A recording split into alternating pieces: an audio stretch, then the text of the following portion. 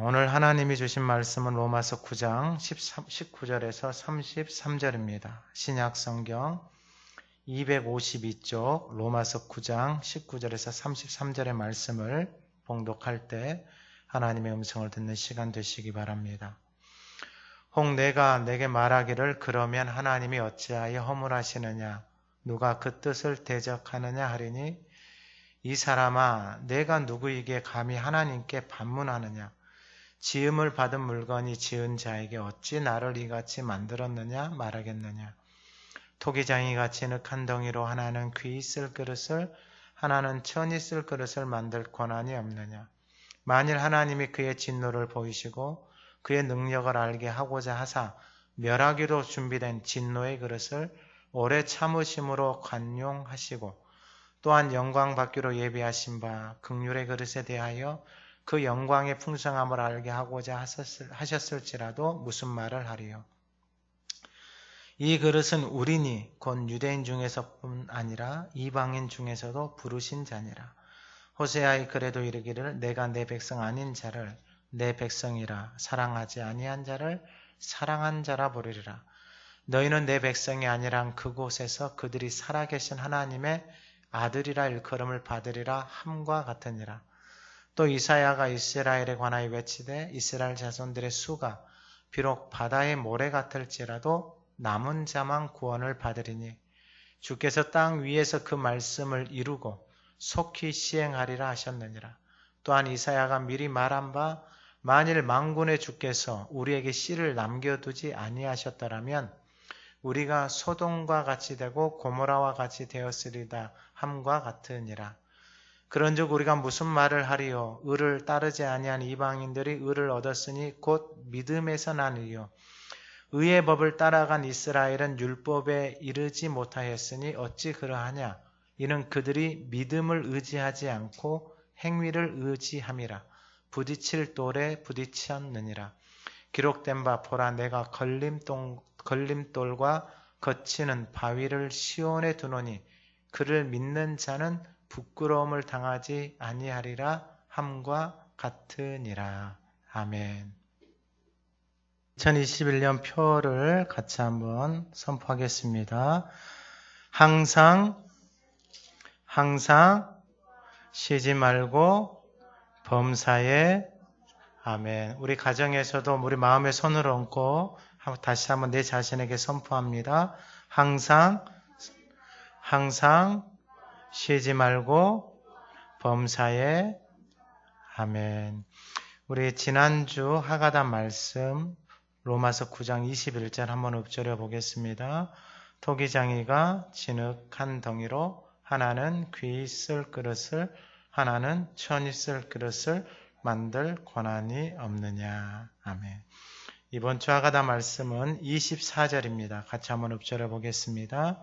이 그릇은 우리니 곧 유대인 중에서뿐 아니라 이방인 중에서도 부르신 자니라. 아멘. 지난주에 본문을 통해서 계속 하나님의 말씀을 증거합니다. 특별히 오늘 이번 주 하가다 말씀에 보면은 24절에 부르신 자다라고 말씀을 합니다. 결국 부르신 자다라는 것은 뭐냐 하면은 하나님이 불렀을 때 그 말씀 앞에 순종하는 사람. 지난주 그 하가다 말씀 토기장이가 진흙한 덩이로 하나는 귀 있을 그릇을 하나는 천 있을 그릇을 만들 권한이 없느냐. 이 본문을 우리 하가다 말씀을 제가 영어로도 주고 있는데 영어로 보게 되어지면은 그 진흙한 덩이로 noble purpose 그러니까 고상한 목적이 있는 사람. 그 안에 아름다운 목적을 소망을 가지고 살아가는 사람이 귀히 쓰는 그릇. 근데 천이 쓰는 그릇은 뭐라고 표현했는가 봤더니 common use. 그러니까 일반적인 생각을 하면서 살아가는. 그러니까 귀히 쓰는 그릇과 천이 쓰는 것을 좀 더 쉽게 말씀을 드리면 내 안에 하나님의 나라에 생명의 말씀을 붙들고 그 소망을 가지고 살아가느냐 아니면은 그냥 이 땅에서 common use 그냥 일반적인 생각을 하면서 살아가느냐. 바로 앞에서 나와 있는 모세와 바로가 있지만은 모세에게는 노벌 퍼포즈, 하나님의 주신 분명한 고귀한 목적이 있고, 그 다음에 바로에게는 세상의 것을 다 가진 것처럼 보이지만은 그는 커먼 뉴스. 그러니까 아무리 하나님이 말씀을 하시잖아요. 이미 자기 아들을 살 길도 하나님이 다 주신 거예요. 왜냐하면 그것을 이스라엘 민족뿐만 아니라 애굽에 있는 사람들에게도 하나님이 다 전달을 했거든요. 그런데 그 하나님의 말씀을 듣지를 않아요. 그러니까 교회를 아무리 오래 다녀도 전혀 하나님의 말씀을 듣지 않는 사람은 생각이나 태도가 전혀 바뀌질 않아요. 그러니까 이미 살 길 하나님의 은혜를 바로에게도 주셨어요. 그러나 바로는 커먼 뉴스. 그냥 땅의 것이 전부예요. 땅의 것이 전부이기 때문에 하나님의 말씀을 듣지를 못하는 거예요. 이미 살 길을 말씀해 주셨음에도 불구하고 듣지를 못하니까 자기가 못 들어서 자기만 어려움을 당하는 게 아니라 어떻게 된 거예요? 자기 자식들에게도 자기 가문에도 어떻게 되는 거예요? 황폐케 되어져 버린다라는 것입니다. 오늘 이 본문을 통하여서 오늘 본문의 제목이 토기장입니다. 토기장이. 분명해요. 토기장이는 진흙 하나 가지고 최고의 걸작품을 만들기 원하신다라는 거. 이것이 토기장의 목적이에요. 다른 목적이 없어요. 그러니까 이것을 성경에서 보게 되어지면 하나님의 자녀들 애굽에서 데리고 나와서 가나안까지 데려가시는 게 하나님의 목적이에요. 예수님이 오셔서 고기 잡는 제자들, 커먼 뉴스로 삶을 살아가고 있는 인생들에게 내가 너희들 사람을 낚는 어부가 되겠다라고 부르셨어요. 그래서 하나님이 보시기에 최고의 걸작품으로 하나님이 노벌 퍼포즈를 가지고 살아갈 수 있는 인생으로 하나님이 만드시는 거예요. 그러니까 그분이 부르셨을 때, 그러니까 토기장이신 그분 앞에 내 삶을 맡기고 가정을 맡기고 재단을 맡겼을 때에 하나님이 토기장이신 하나님이 원하시는 것은 하나예요. 하나. 최고의 걸작품으로 만드신다는 거예요. 이것에는 우리 모두가 다 동의를 할 것입니다.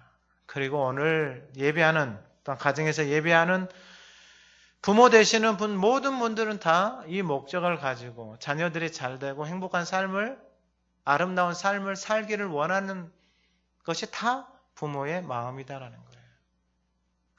그러면은 오늘 본문을 통하여서 우리의 삶에, 우리의 가정, 남편, 아내, 자녀들의 인생의 방향의 목적이 노블 퍼포즈가 되어질 수 있도록, 그 노블 퍼포즈의 삶이 되어지는 길은 하나밖에 없는 거예요. 토기장이신 그분 앞에 진흙인 우리의 삶을 맡긴다라는 것입니다. 그 맡긴다라는 것, 토기장이에게 맡긴다라는 것의 첫 번째가 뭐냐면 바로 권한입니다. 권한. 21절에 말씀한 대로 토기장이가 진흙 한 덩이로 하나는 귀 있을 그릇, 하나는 천 있을 그릇을 만들 권한이 없느냐. 그러니까 토기장이가 그 권한을 가지고 있어요. 근데 제가 서론에도 말씀을 드렸습니다. 그 권한은 다른 게 아니고 내 안에 노벌 퍼포즈가 있느냐, 하나님이 주신 소망이 있느냐, 아름다운 목적이 있느냐, 내 인생에 목적이 있느냐, 아니면은 커먼 뉴스, 목적이 없는 인생, 그냥 일상에서 주어진 육신의 생각밖에 없는 거예요. 무엇 먹을까, 무엇 마실까, 이것밖에 없는 인생, 그 삶으로 그냥 살아갈 것인가?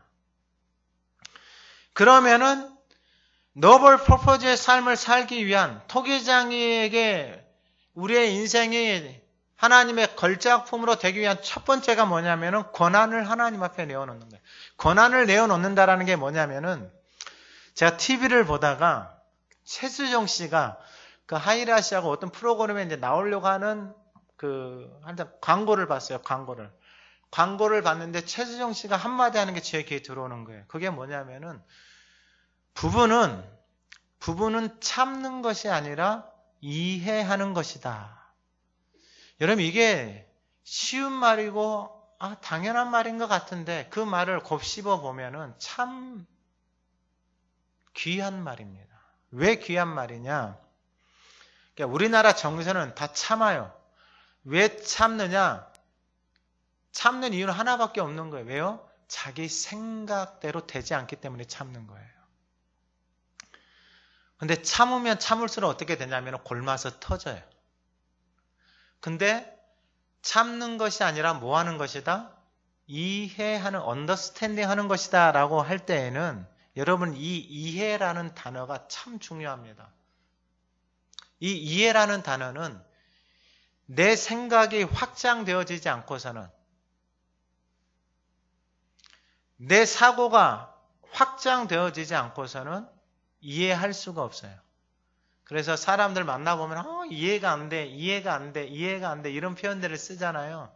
왜 이런 표현을 쓰냐면은 자기의 사고가 내 틀이 이것밖에 되어지지 않기 때문에 남편이 하는 행동, 아내가 하는 행동을 이해를 할 수가 없는 거예요. 근데 조금만 공부를 하잖아요. 조금만 공부를 하면은 충분히 이해가 되어지는 거예요. 저도 그러한 경험이 있고, 그러니까 사람은 각자가 자신이 살아온 삶이 전부 진리인 것처럼 생각, 사고하면서 살아요. 그래서 서로 만나서 살아보면은 자기 것이 진리다라고 막 주장하면서 살아가는 삶의 모습들을 보게 되어져요. 그런데 그것이 얼마나 모순되어져 있고 왜곡이 되어져 있는지를 본인은 깨닫지를 못해요. 왜냐하면 그것이 전부이기 때문에. 제가 인지를 공부하고 그 과정들을 공부하고 강사를 하면서 깨달은 게 그거예요.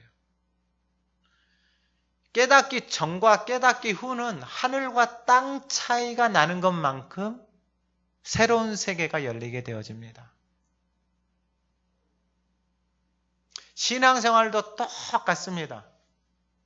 하나님의 말씀이 들려오기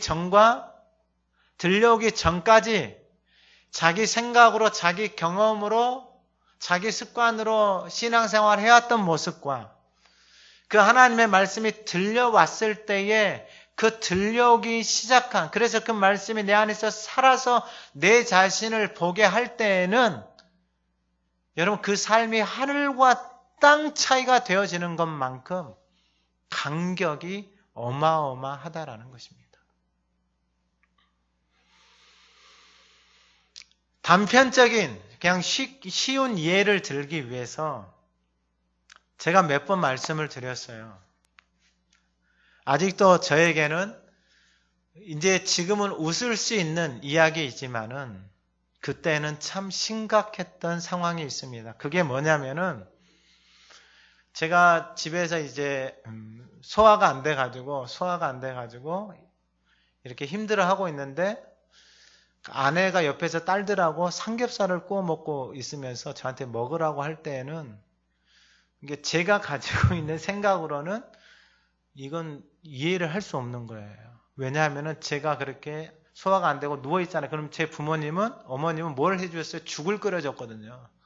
근데 옆에서 삼겹살을 구워 먹으면서 먹으라고 하는 그 말은 저에게는 이해를 할 수가 없는. 그래서 마음속으로 어떤 생각을 하냐면은 도대체 저 아내라는 생각도 안 들어요.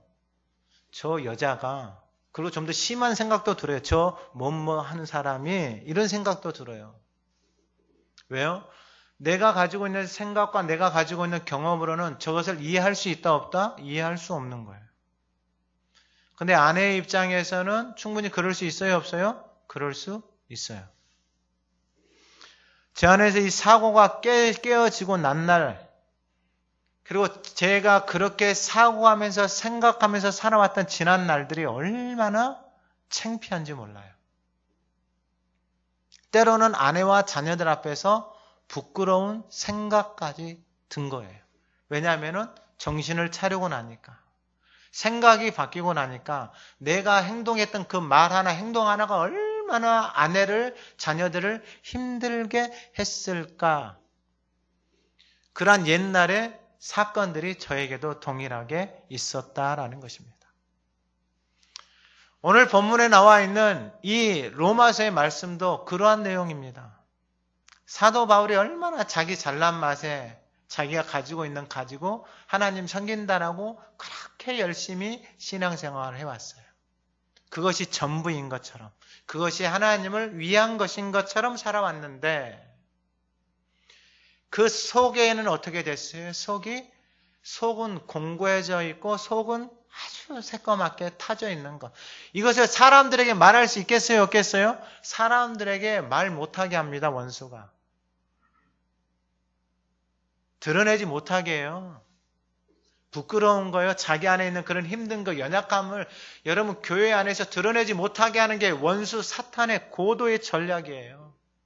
그래서 교회에 와서 고상한 척하게 만드는 그러한 전통, 그러한 습관, 그러한 생각, 그러한 사고를 가지고 교회가 만들어져 왔다면은 그것을 깨기 위해서 저와 여러분들이 기도해야 합니다.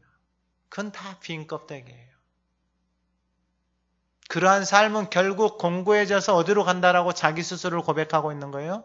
사망으로 가는 자기 인생을 보는 거예요. 그게 빈 껍데기예요.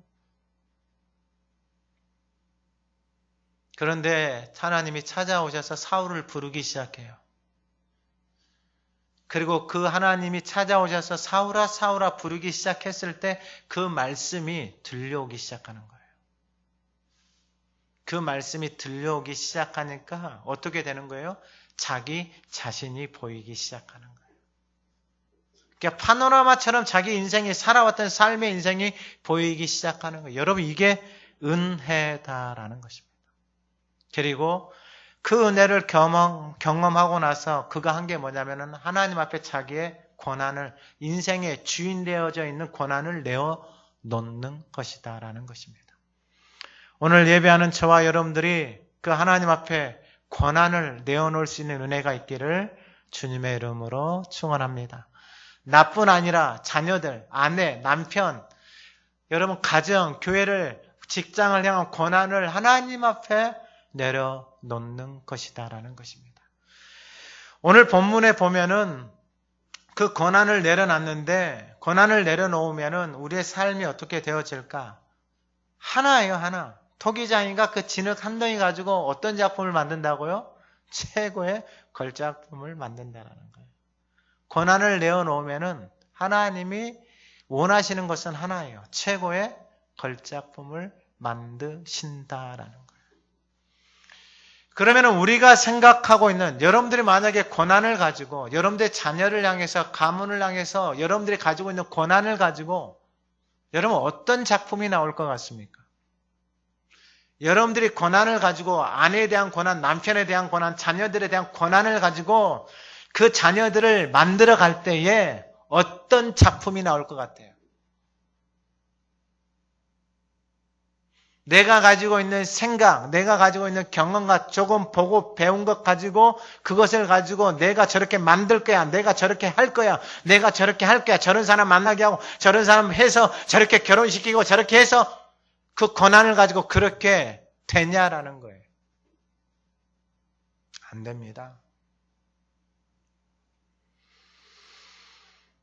그 권한을 가지고 하나님이 우리 가운데 행하셨을 때에 이 19절, 20절은 지난주에 말씀을 드렸던 것처럼 지음을 받은 물건이 지은 자에게 어찌 나를 이같이 만들었느냐. 여러분 이것은 똑같은 거예요. 하나님의 은혜를 경험하고 나잖아요. 그러면은 나 같은 인생을 사랑해 주시니까 하나님의 은혜에 감사하면서 사는 그 은혜조차도 감당할 수가 없는 거예요. 근데 그 은혜를 모르잖아요. 그럼 막 하나님 앞에 따지고 대들고 하나님 내 인생이 뭡니까? 왜 이렇게 따지는 거야? 자기를 못 보니까 그런 거예요. 자기가 지금까지 살아왔던 삶의 모습을 하나도 보지 못하는 거예요.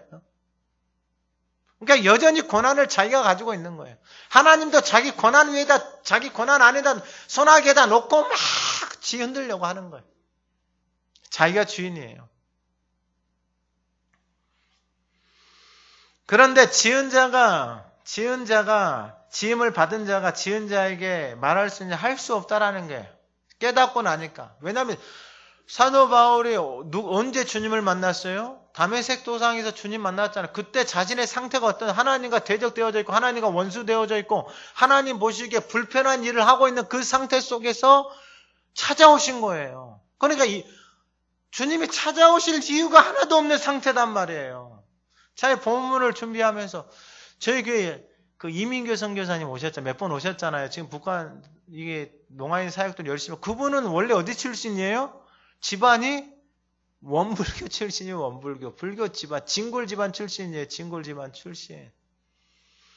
그러니까 하나님의 하시는 일을 우리 인간이 측량할 수가 없는 거예요. 정말 망나니 같은 사람도, 정말 세상이 포기한 사람도 하나님이 쓰실 수 있다라는 거예요. 우리의 생각, 내 생각과 내 틀로 살아가는 사람들에게는 그것을 용납할 수가 없는 거예요. 그러니까 이 고난을 누가 가지고 있는 거예요? 자기가 가지고 있는 거예요. 고난을 가지고 살면 살수록 어떻게 되냐면 자기만 황폐하게 되어지는 거예요. 사도 바울 보세요. 겉은 화려한데요. 속은 골마 터졌어요. 근데 있잖아요. 문제가 뭐냐면 이 골마 터진 속을 나눌 사람이 없어요.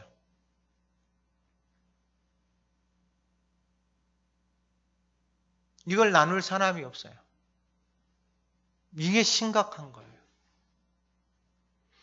그런데 22절, 23절에 하나님 앞에 그 고난을 딱 내어놓잖아요. 만일 하나님이 그의 진노를 보이시고 그의 능력을 알게 하고자 멸하기도 준비된 진노의 그릇을 오래 참으심으로 관용하셨다라는 거예요. 그러니까 이미 멸할 수밖에 없는 인생들이 있단 말이에요.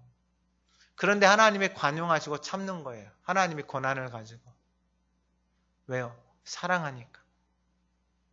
이유는 다른 게 없어요. 정말 진노의 그릇 같은 생각과 가치관을 가지고 살아가는 사람들이 있어요. 교회 안에도 마찬가지고 우리가 살아가는 세상은 말할 것도 없고요. 그런데 하나님이 그 진노의 그릇 같은 인생들을 향해서 관용을 베풀고 참고 계시는 거예요. 사도 바울에게 그랬던 것처럼. 이게 하나님의 사랑이다라는 거예요.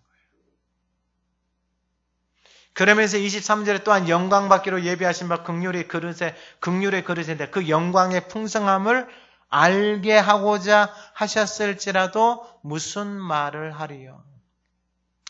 제가 말씀을 읽으면서 깨달은 게 그거예요. 하나님이 때로는 기적을 베푸시고 또 하나님이 능력을 나타내세요. 나타내신 이유는 하나예요. 그걸 통해서 하나님 앞으로 돌아오게 하는 것이에요.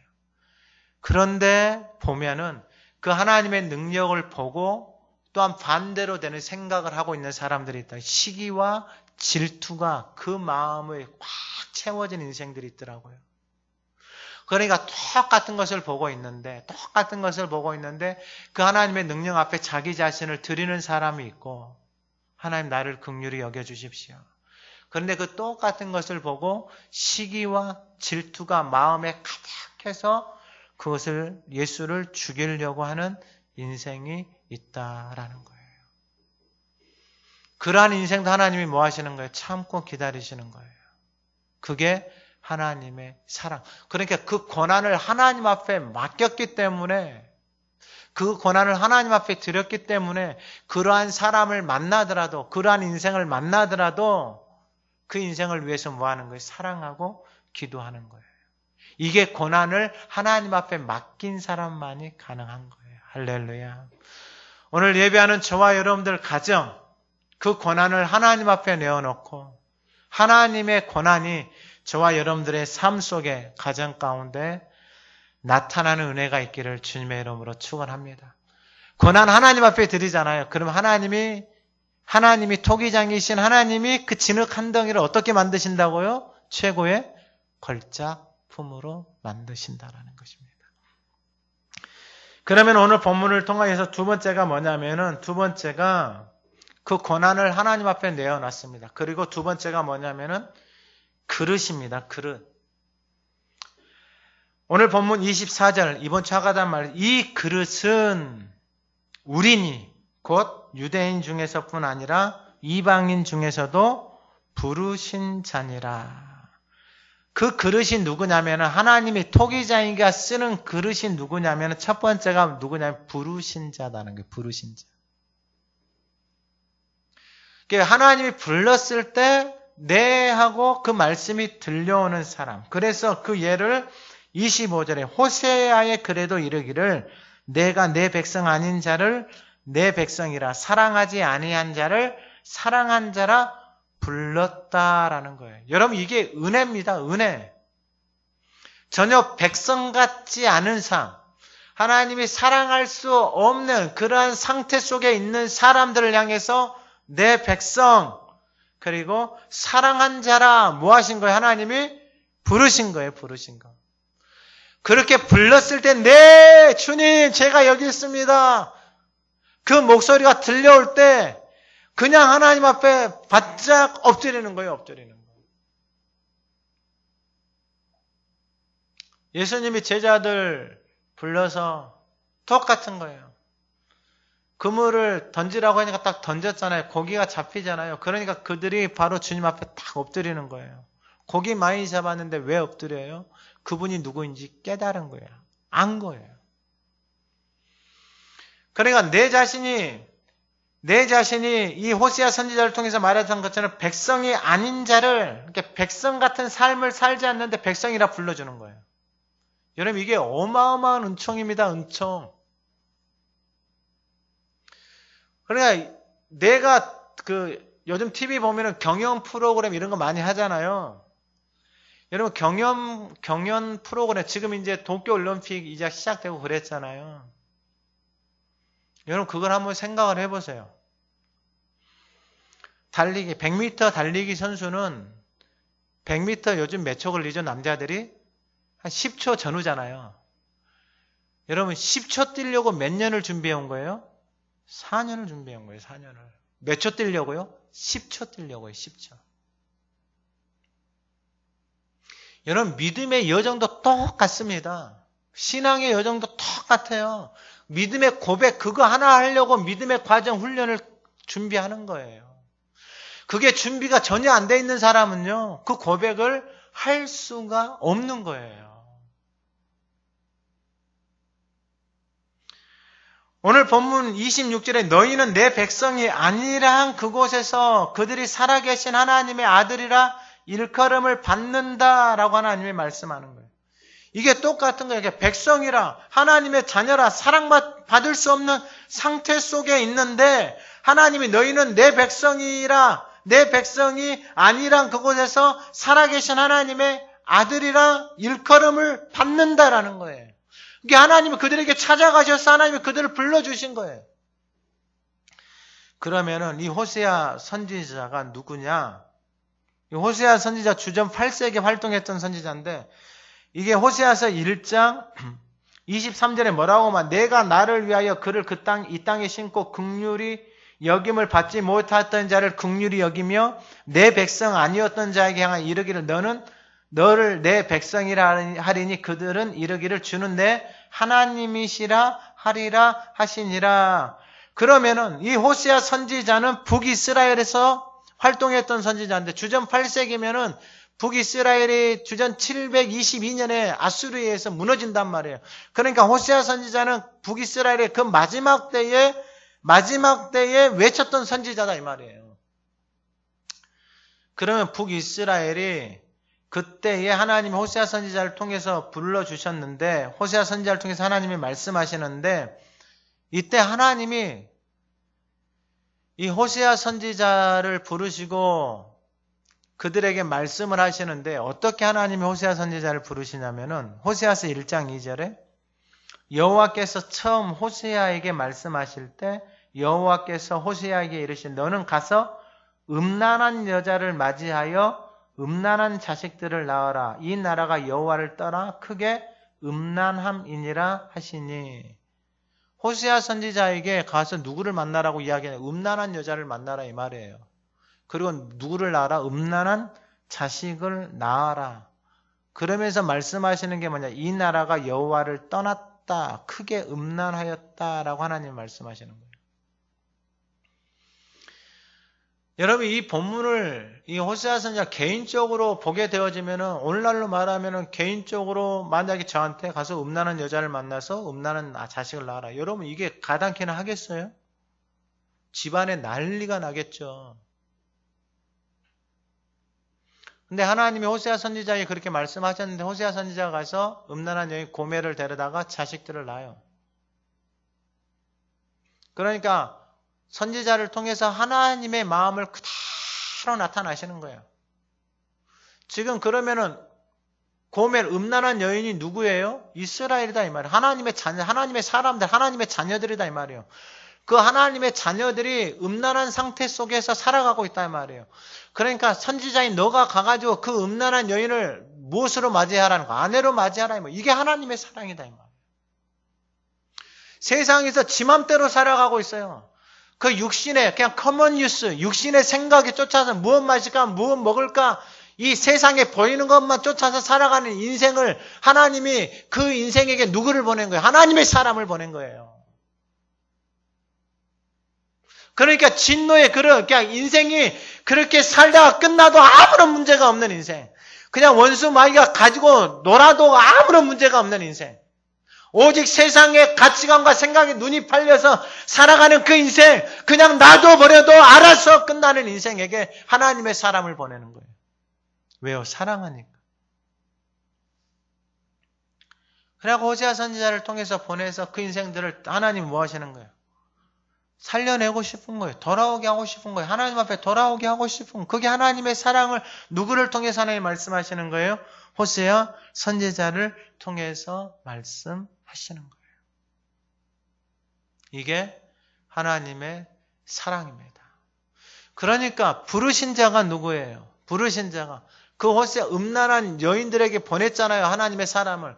그 속에서 하나님의 말씀을 듣는 인생, 하나님이 부르신 것, 하나님이 저 선지자를 통해서 나를 살리시는구나 이걸 깨달아지는 인생, 그 말씀이 들려오는 인생은 살아나는 거예요. 할렐루야.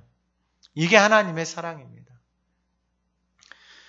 제가 이 목요일날 이제 휴가를 마치고 이 공항에서 택시를 타고 오는데, 아내하고 둘이 택시를 타고 오는데 제가 앞자리에 앉아가지고 이제 그 택시 드라이버 운전기사분하고 이런저런 이야기 하다가 이게 갑자기 마음에 감동이 올 때가 있어요. 감동이 올 때가. 신앙, 종교를 물어봐야 되겠다. 그래서 물어봤어요. 혹시 종교를 가지고 있습니까? 그러니까 그 말 한번 탁 던져니까 이분이 기다렸다는 듯이 내 아내는요 교회 권사고요. 우리 처남은요 교회 목사고요. 우리 이런 이야기를 하는 거예요. 그런데요, 저는요, 교회를 안 다녀요. 그러는 거예요. 그래가지고 그분에게 이제 오면서 이제 계속 복음을 전했죠. 선생님이 참으로 복이 있는 사람입니다. 그런 사람을 만나게 해주시고, 그리고 왠지 전하고 싶은 그런 마음이 막 마음에서 솟구쳐 올라오면 그냥 일단은 그냥 순종하는 거예요, 저도. 그래서 물어보고 그분에게 예수를 믿으십시오. 그리고 이번 주부터 꼭 아내의 손을 잡고 교회에 가십시오 하면서 이제 집 앞까지 택시를 타고 와서 그분에게 이제 전하고 내렸습니다. 그러니까 하나님이 부르신 사람들, 만나게 해주시는 사람들이 있어요. 그래서 그분들에게 하나님을 만나게 해주시면은 그분들에게 복음을 전하는 거예요. 이번 주 교회 갔으면 참 좋을 것 같아요. 두 번째 그릇은 어떤 사람이냐면 첫 번째가 부르신 자. 그러니까 부른다라는 것은 들리는 거예요. 두 번째는 누구냐면 남은 자예요. 남은 자. 27절에 보면 이사야가 이스라엘을 관하여 외치되 이스라엘 자손들의 수가 비록 바다의 모래 같을지라도 남은 자만 구원을 받는다. 도대체 남은 자가 누구냐 이 말이에요. 남은 자. 그러니까 이스라엘 자손들의 수가 바다의 모래 같을지라도 이사야 선지자가 외치잖아요. 그러니까 이사야 선지자도 호세아와 같이 활동했던 선지자인데 이사야 선지자는 남유다에서 외쳤던 선지자예요.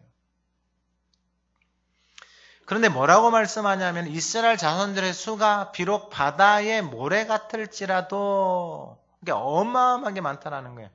그런데 남은 자만 구원을 받는다라고 말씀을 하시는 거예요. 도대체 남은 자가 누구일까? 이사야서 1장 2절에서 3절 이하에 보면 이런 말씀이 있습니다. 하늘이여 들으라, 땅이여 귀를 기울이라. 여호와께서 말씀하시기를 내가 자식을 양육하였거늘 그들이 나를 거역하였다. 이거 참 슬픈 일이에요. 그러니까 자식을 양육했는데 거역했다라는 게 뭐예요? 하나님의 말씀을 듣지 않는 거예요. 그러니까 신앙생활은 자기 생각대로, 자기 권한, 커먼 뉴스, 자기 생각대로 살아가면 사람은 결국은 하나님으로부터 떠날 수밖에 없는 거예요. 3절에 비유를 어떻게 들었냐면 소는 그 임자를 알고 나귀는 그 주인의 구유를 알건만은 나귀도 안다 이거예요. 그런데 이스라엘은 알지 못하고 나의 백성은 깨닫지 못한다. 소도 알고 나귀, 짐승도 아는데 이 시대가 외적으로는 풍요예요, 풍요. 그런데 소도 알고 나귀도 아는, 자기 주인이 누구인지 아는, 짐승도 자기 주인이 누구인지 아는데 이스라엘 백성들은 자기가의 주인이 누구인지를 깨닫지 못하는 거예요. 결국은 누가 주인인 거예요? 자기가 주인인 거예요. 어떻게 돼요? 황폐하게 되어져 버리는 거예요. 황폐하게. 그러면서 4절에 슬프다 범죄한 나라요 허물진 백성이요 행악의 종자요 행위가 부패한 자식이로다. 그들이 여호와를 버리며 이스라엘의 거룩하신 이를 만홀히 여겨 멀리하고 물러갔다. 그러면 이 시대에 이 하나님 앞에 나와서 예배 드렸어요. 종교 생활을 했어요. 그런데 인생의 주인이 하나님인 것을 거부해요. 그러면은 도대체 남겨진 자가 누구냐? 그렇게 많은 사람들이 있는데 이사야 1장 18 여호와께서 말씀하시되 오라 우리가 서로 변론하자. 너희 죄가 주홍 같을지라도 눈과 같이 희어질 것이 진홍같이 붉을지라도 양털같이 희게 되리라. 우리가 서로 변론하자. 너희 죄가 그러니까 하나님 앞에 나와서 하나님을 찾는 사람, 그 풍요로움 속에서 하나님 앞에 나와서 회개하고 하나님의 도우심을 구하는 사람, 그 사람들이 남은 자예요. 그래서 이사야 10장 20절에 이렇게 말씀하세요. 그날에 이스라엘의 남은 자와 야곱 족속의 피난한 자들이 다시는 자기를 친 자를 의지하지 아니하고, 왜요? 세상을 의지했거든요. 눈에 보이는 것을 의지했거든요. 이스라엘의 거룩하시니 여호와를 진실하게 의지하리니 남은 자, 곧 야곱의 남은 자가 능하신 여호와께로 돌아올 것이라. 이스라엘이여 내 백성이 바다의 모래 같을지라도 남은 자만 돌아오리니 넘치는 공의로 파멸이 작정되었음이라.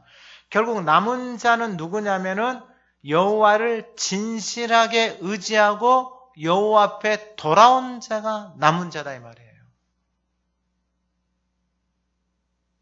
그렇게 아무리 바다에 수같이 많고 풍요로운 것 같아도 그게 얼마 못 간다 이 말이에요. 결국 남은 자가 하나님 앞에 돌아오는 자예요. 오늘 이 시대도 마찬가지예요. 오늘 이 시대 정말 풍요 속에 살고 있죠. 제가 말씀을 준비하면서 몇 년 전에 이야기했던 것 같아요. 이래 정말 교회를 셧다운을 시켜버리면은 우리의 신앙이 다 드러나는 거예요. 이게 기간이 길어져 버리면 다 드러나는 거예요. 교회를 폐쇄시키고 벌금을 때리고 감옥까지 넣게 되어져 법을 그렇게 만들어 버리면은 다 그렇게 되어지는 거예요. 그러면 우리의 신앙을 우리가 지킬 수 있고 정말 남은 자로 정말 하나님이 쓰시는 그릇이 되어질 수 있느냐? 그것은 결국 그 그릇이 누구예요? 여호와를 찾고 전심으로 여호와를 의지하는 자. 저는 지금 이 남은 자가 바로 이 시대에 필요하다라는 거예요. 이 상황 속에서 하나님을 의지하고 온전한 마음으로 하나님을 찾는 자, 하나님의 말씀을 붙들고 하나님을 바라보는 자, 그 사람이 남은 자라는 거예요. 그리고 세 번째 그릇은 누구냐면은 바로 29절에 또한 이사야가 미리 말한다. 만일 만군의 주께서 우리에게 씨를 남겨두지 아니하셨더라면 우리가 소돔과 같이 되고 고모라와 같이 되었음이로다 한과 같으니라. 이사야 선지자를 통해서 또 말씀하신 우리에게 씨를 남겨뒀다라는 거예요. 씨를 조금 남겨뒀어요. 그런데 씨를 남겨두지 아니하셨더라면 우리가 어떻게 돼요? 소돔과 고모라. 여러분 소돔과 고모라는 어떤 곳이냐면 풍요를 상징하는 곳이에요. 풍요를. 창세기에서도 보면은 이 소돔과 고모라가 나오잖아요. 아브라함이 그가 재산이 많아져서 조카 롯하고 흩어질 때에 조카 롯이 선택했던 곳이 어디예요? 바로 이 소돔과 고모라예요. 그래서 창세기 13장 10절에 롯이 눈을 들어 요단 지역을 바라보며 소알까지 온 땅이 여호와께서 소돔과 고모라를 멸하기 전이었으면 여호와의 동산과 같고 애굽 땅과 같았다. 소돔과 고모라, 그 땅이 어떤 땅 같다고요? 여호와의 동산 애굽 땅, 풍요를 상징하는 땅과 같았다라는 거예요. 그러니까 여호와께서 씨를 남겨두지 않았다면은 어떻게 되냐면은 소돔과 고모라 함께 풍요 속에서 로마의 무너짐도 똑같은 거예요. 그 풍요 속에서 완전히 망가져 버리는 거죠. 그래서 이사야서 1장 9절에도 이렇게 말씀, 여호와께서 우리를 위해 생존자를 조금 남겨두지 아니하셨더라면, 그러면은 이 씨를 남겨뒀다라고 말하는데, 이사야서 9장 1장 17절에 뭐라고 말하냐면은, 선행을 배우며 정의를 구하며 학대받는 자를 도와주며 고아를 위하여 신원하 과부를 위하여 변호하라. 19절에 너희가 즐겨 순종하면 땅의 아름다운 소산을 먹을 것이다. 여러분, 우리에게 주어진 모든 환경이 우리는 이것에 익숙해져 있으니까 이것이 당연하다라고 생각을 하고 있어요. 그러나 지금의 기후의 변화나 환경의 변화나 지구의 온도가 1도, 2도, 3도만 올라가도 지구는 멸망한다라고 학자들이 다 말을 해요. 근데 우리는 이것이 당연하다라고 다 받아들이고 있어요. 그러나 지금 일어나고 있는 사태들을 보게 되어지면 당연한 것이 아니고 그냥 사망으로 가는 상태 속에 보여져 있는 것처럼 보인다 이 말이에요.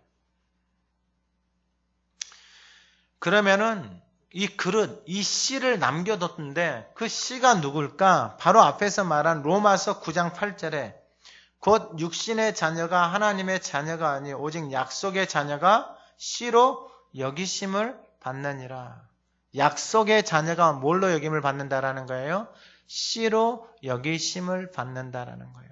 그러면 남겨둔 씨앗들은 누구예요? 하나님의 약속의 말씀을 붙들고 있는 인생들이. 그러니까 남유다가 무너져도, 북이스라엘이 무너져도 마지막까지 남유다가 무너질 때 외쳤던 선지자가 예레미야 선지자예요. 근데 예레미야 선지자가 뭐라고 말한 거예요? 당신들 70년 만에 돌아옵니다 라고 선포하는 거예요.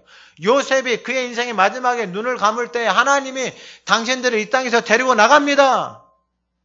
그 안에 뭐가 있는? 약속의 씨앗이 있는 거예요. 여러분들의 인생에, 여러분들의 가정에, 여러분들의 삶에 하나님이 쓰시는 그릇이 누구예요? 약속의 씨앗, 생명의 말씀을 붙들고 살아가는 인생.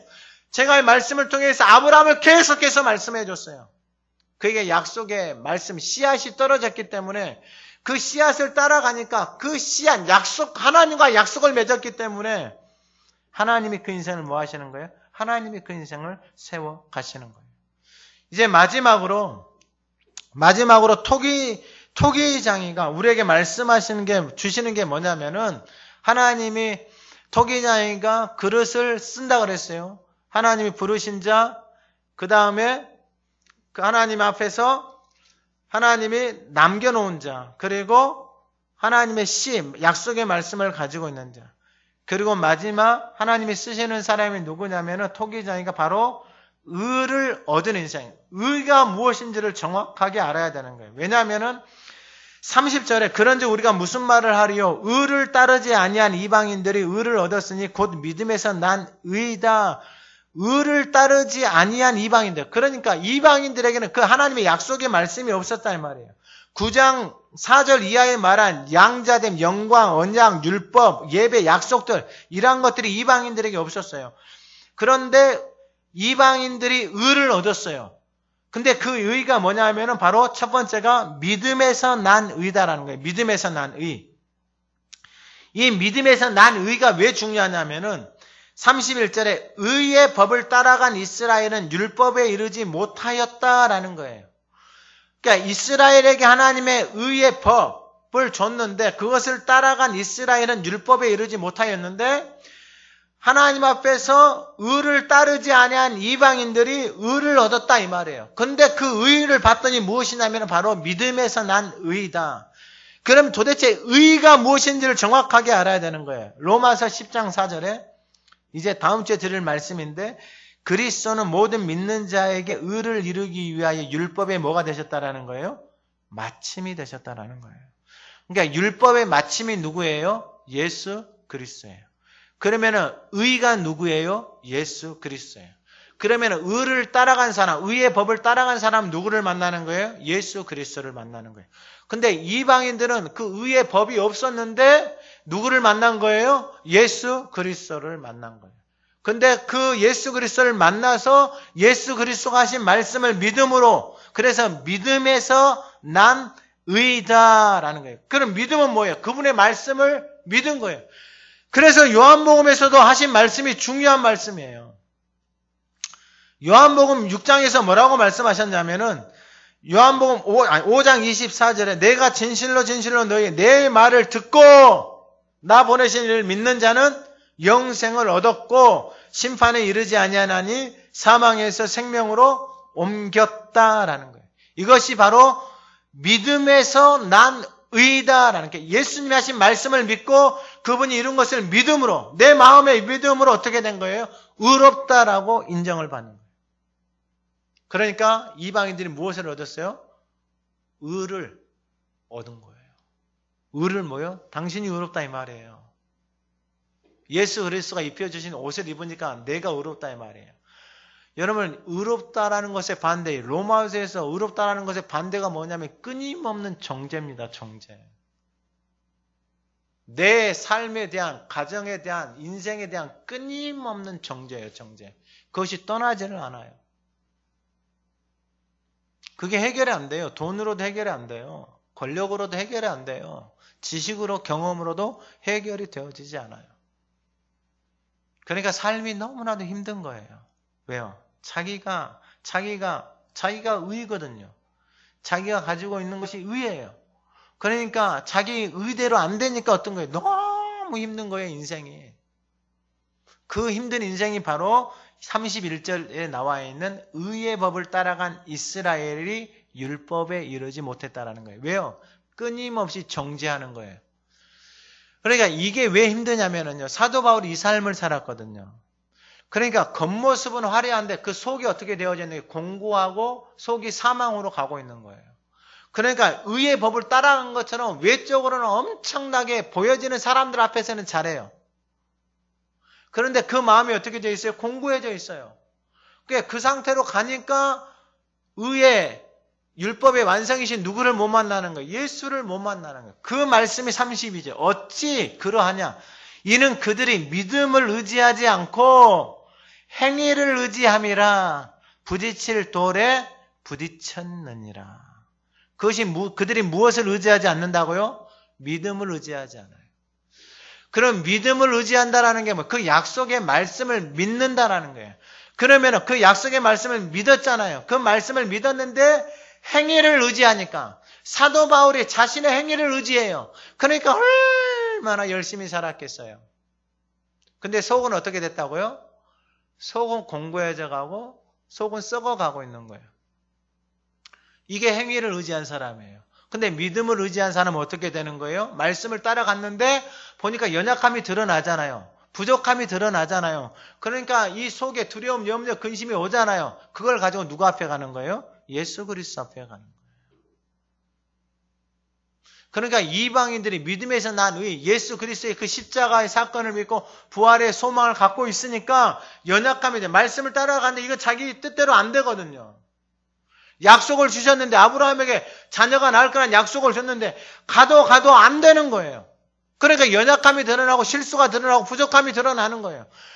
이것이 만약에 의의 법으로 따라가는 사람들은 이걸 견딜 수가 없는 거예요. 자신의 연약함, 자신의 실수, 자신의 부족함을 다 감추는 거예요. 감추니까 어디다 감춰? 다 속에다가 감추는 거예요. 괜찮은 척 하면서 막 신앙생활은, 집에 가면은 난장판이에요. 자녀들 난장판이에요. 근데 그걸 다 괜찮은 것처럼 감추면서 살아가는 거예요. 그러니까 어떻게 되는 거예요? 부딪힐 돌에 부딪혔다 이 말이에요. 인생이 돌에 부딪혔어요. 어떻게 되겠어요? 누가 깨져요? 자기가 깨져요. 그러면 깨지면 아이고 잘못했습니다 하고 가면 될 거 아니에요. 근데 이 인생들은 가지를 않아요. 부딪혔는데 어떻게 하는 거예요? 그걸 숨기고 감추고 살아가는 거예요. 마지막 33절에 보세요. 마지막 33절에 기록된 바, 보라 내가 걸림돌과 거치는 바위를 시온에 두노니, 걸림돌, 거치는 바위. 그를 믿는 자는 부끄러움을 당하지 아니하리라 함과 같으니라. 이제 말씀을 마치는데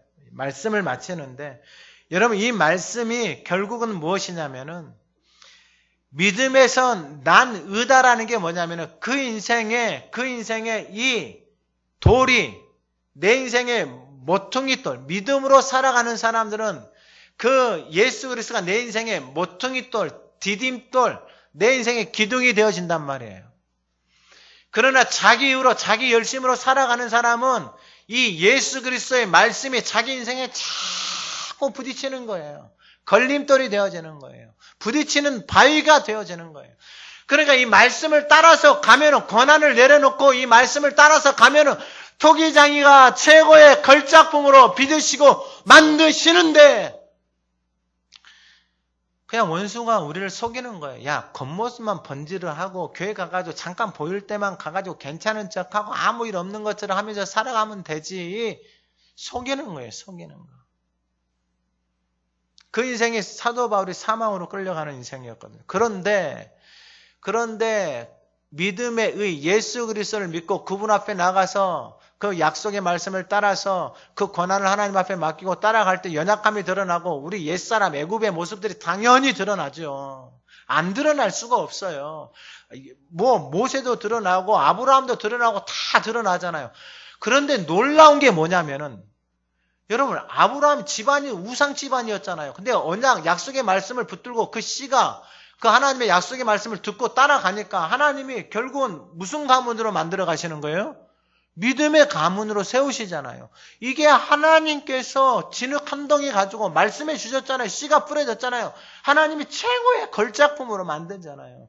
예수님이 와가지고 제자들 불렀잖아요. 배인 일 하고 있고 세리가 이런 일을 하고 있는 인생을 불렀잖아요. 그래서 그 커먼 뉴스에서 노벌 퍼포즈로 거룩한 목적을 가지고 살아가는 인생으로 하나님이 빚으시잖아요. 하나님 앞에 권한을 내어놓고 하나님이 쓰시는 그릇으로 자기 자신을 내어놓고 그분이 주시는 의의 옷, 믿음의 의의 옷을 입고 따라가게 되어지면 그분이 우리를 어떻게 만드신다라는 거, 최고의 걸작품으로 만드시는 거예요. 이건 변함이 없는 사실이다라는 거예요. 그러면은 제가 이 예레미야 18장 3절, 4절, 6절 말씀을 읽어드리고 마치도록 하겠습니다. 내가 토기장이의 집으로 내려가서 본즉 그가 농로로 일을 하는데 진흙으로 만든 그릇이 토기장이의 손에서 터지매 그가 그것으로 자기 의견에 좋은 대로 다른 그릇을 만들더라. 여호와의 말씀이니라. 이스라엘 족속아, 이 토기장이가 하는 것 같이 내가 능히 너희에게 행하지 못하겠느냐. 이스라엘 족속아, 진흙이 토기장이의 손에 있음 같이 너희가 내 손에 있느니라. 아멘. 하나님 아버지, 진흙이 토기장이의 손에 맡겨지면 그 토기장이가 계획하고 바라는 이 땅에서 최고의 걸작품으로 빚으신다 말씀해 주셨습니다. 오늘 예배하는 우리의 삶이, 우리의 가정의 남편과 아내, 자녀들의 삶이 그 토기장이의 손에, 그 토기장이의 권한에, 그 토기장이가 쓰시기에 합당한 그릇으로 온전하게 올려지기를 간절히 소망합니다. 코로나19, 보이지 않는 바이러스, 너무나도 많은 생명의 위험이 있고 하나님, 세계의 삶의 패턴이 변화되어지는 일까지 일어나고 있습니다. 하나님, 우리의 풍요가, 하나님, 우리의 수고와 노력이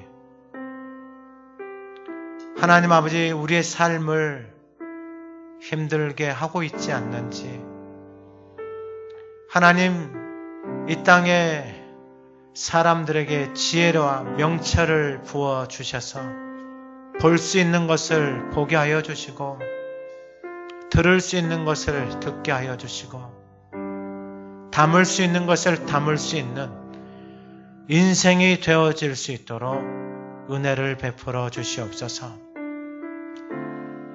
오늘도 가정에서 하나님 앞에 예배하는 그 가정 위에 하나님의 손길이 그 가정을 빚어가시고 하나님이 제단을 통하여서 하나님의 영광이 드러나며 이 마지막 때의 생명을 살리고 하나님이 기뻐 받으시는 복되고 아름다운 제단으로 하나님의 손에 맡겨 드리오니 하나님 최고의 작품으로 빚어 가시옵소서.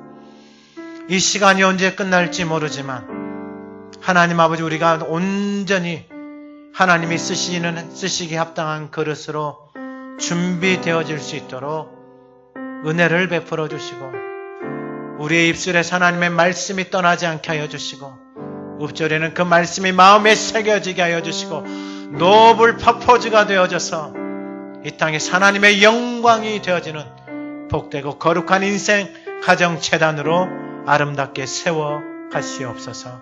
예수 그리스도의 이름으로 기도드립니다. 아멘.